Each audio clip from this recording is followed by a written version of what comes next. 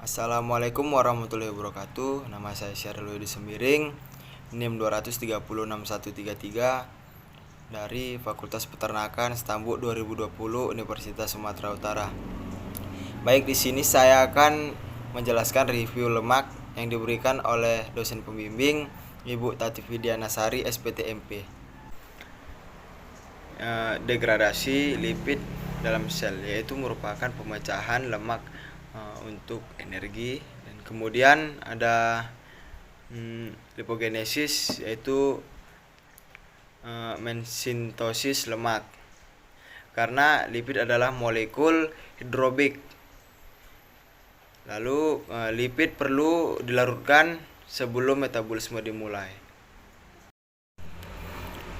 Dan soal yang kedua yaitu jelaskan proses pencernaan, penyerapan, dan transport lemak. Yang kedua, tahap hidrasi. Tahap ini dibantu oleh enzim CoA hidratase yang dapat menghindari ikatan rangkap.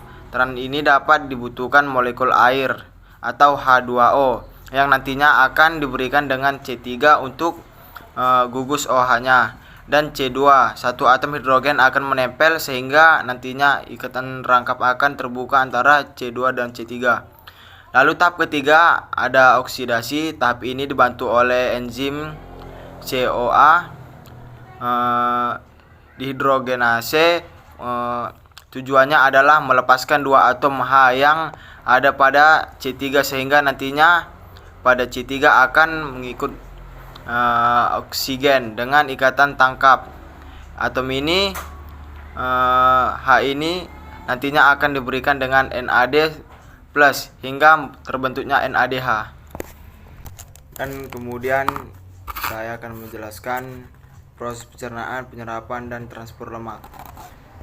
Dalam metabolisme lipid adalah memegang peran penting dalam proses pencernaan trigliserida menjadi unit monogliserida yang lebih kecil dengan bantuan yang namanya enzim lipase. Namun enzim lipase ini kurang memiliki peran penting dalam lambung kecuali jika ada gangguan pada pankreas kita. Dan kemudian kita masuk.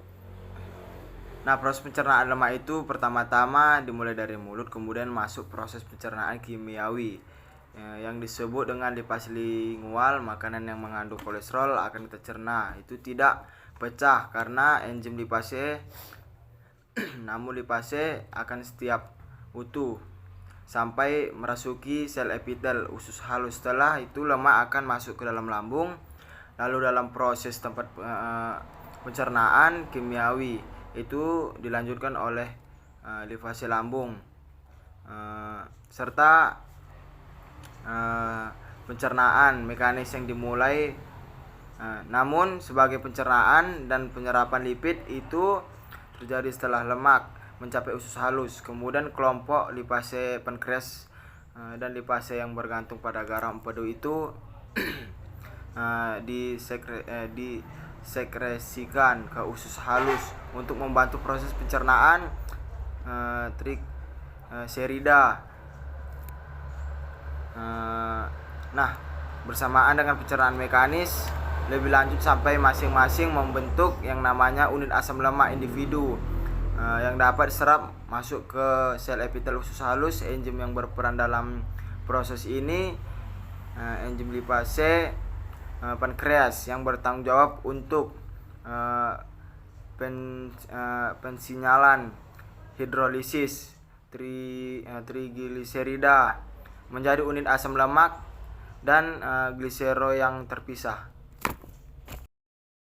Dan kemudian saya akan menjelaskan tentang pengertian beta oksidasi.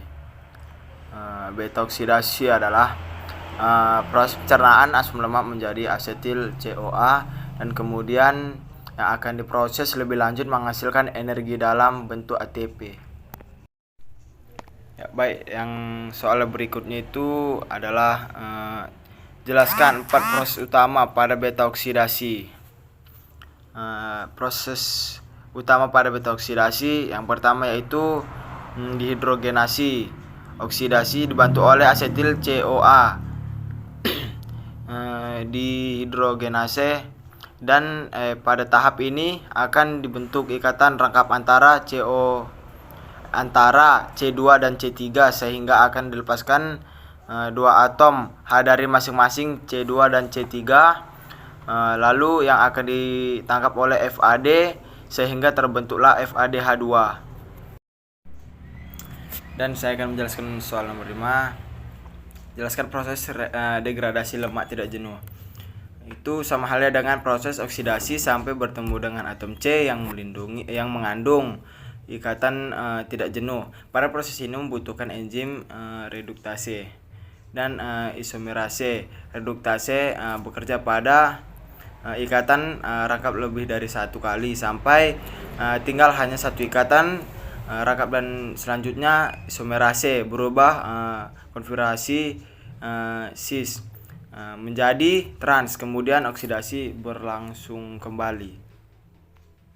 Kemudian saya akan menjawab soal nomor 6, jelaskan pengertian dari lipolisis, lipogenesis, ketogenesis, esterifikasi.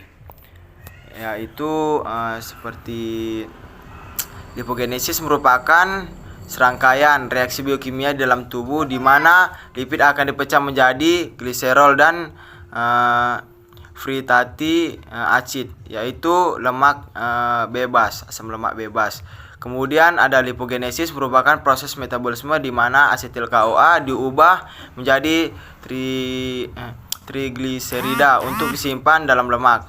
Kemudian ada ketogenesis, yaitu pembentukan keton dalam glukogenesis yang berlangsung dalam hepar, yaitu hati.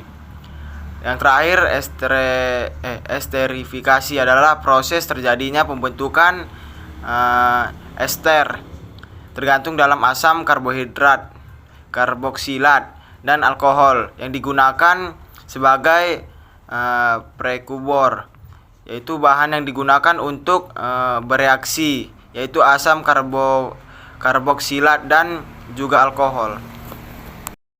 Dan sekian video dari saya. Jika ada kesalahan saya minta maaf. Assalamualaikum warahmatullahi wabarakatuh.